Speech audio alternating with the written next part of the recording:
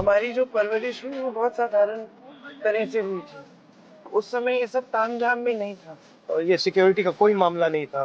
तो हम भी सड़कों पे जाके खेलते थे बच्चों के साथ। जब 80 का चुनाव हुआ तो तुम्हें याद है हमने बच्चा पार्टी बनाई थी। हाँ। 40 बच्चों का गैंग था। सड़कों पे जाते थे बच्चा पार्टी जिंदाबाद, बच्चा पार्टी जिंदाबाद, और पोस्टर चेप लेते थे अपने बच्चा पार्टी। याद है। राजनीति जीवन का हिस्सा था, उस हमारे जीवन का हमेशा हिस्सा रहा। पूरा परिवार इकट्ठा बैठता था, बातचीत करते थे दादी से, और दादी मतलब बिना बताए हमें राजनीतिक ज्ञान देती रहती थी, हमें पता भी नहीं लगता था।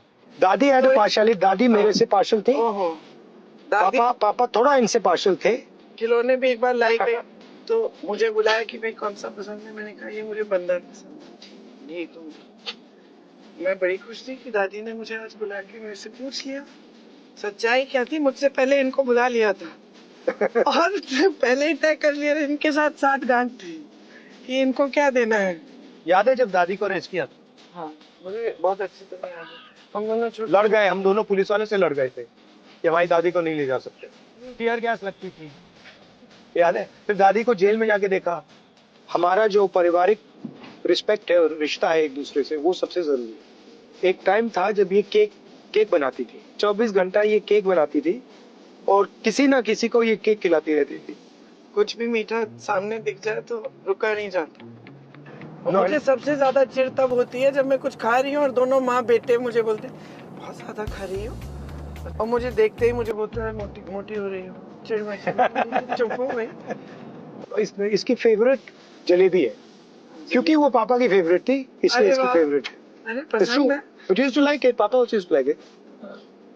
सबसे बेस्ट कुक मेरी नानी थी। ये तो सच है, तो अब तो नहीं है ना। अब उनके बाद ये है, नहीं उनके बाद एक्चुअली शायद मेरी माँ की बहन है। पूरे परिवार को गिर लो। ठीक है, मगर ये बहुत अच्छी है। सच्चाई ये है कि मैं बेस्ट कुक हूँ पूरे परिवार। नहीं, ये बेस्ट नहीं है। मैं सब बनाती हूँ। मैं देसी खाना भी बनाती हूँ, थाई खाना भी बनाती हूँ, इटालियन खाना भी बनाती हूँ। अब बोलो। हमारी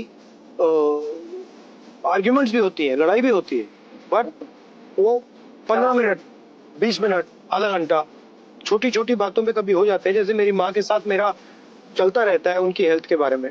माँ बड़ी स्टबर्न भी है, वो कुछ करना चाहती है तो फिर रास्ता निकालेंगे, कुछ ना कुछ करके रास्ता निकाल दे। इंदिरा जी एक बहुत मजबूत शख्सियत थी।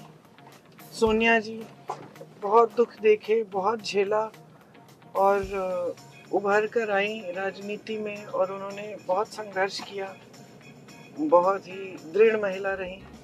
हमारी नानी भी बहुत दृढ़ महिला थी। जब आप पॉलिटिक्स करते हैं, अगर आप अपनी फैमिली की रिस्पेक्ट नहीं कर सकते, अगर आप फैमिली में रिश्ता नहीं रख सकते, तो आप उसके बाहर कभी नहीं रख सकते। अगर आप हर रोज अपने जीने में झूठ बोलोगे, पॉलिटिक्स में झूठ बोलोगे। तो इस चुनाव में ना आप अपना ध्यान मत भटकाने दें किसी भी स्तर पर।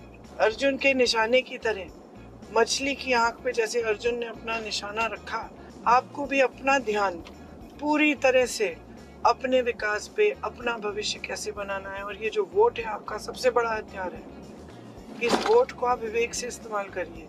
इस वोट से ही आपका भविष्य बनेगा।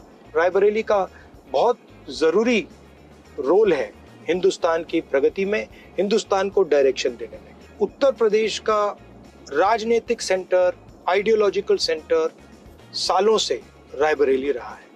रायबरेली ने ही आजादी की लड़ाई में रास्ता दिखाया था, और आज रायबरेली का रोल ये होना चाहिए कि पहले वो उत्तर प्रदेश को विकास का, प्रगति का रास्ता दिखाए, और फिर उत्तर प्रदेश एक बार फिर हिंदुस्तान को प्रगति और विकास का रास्ता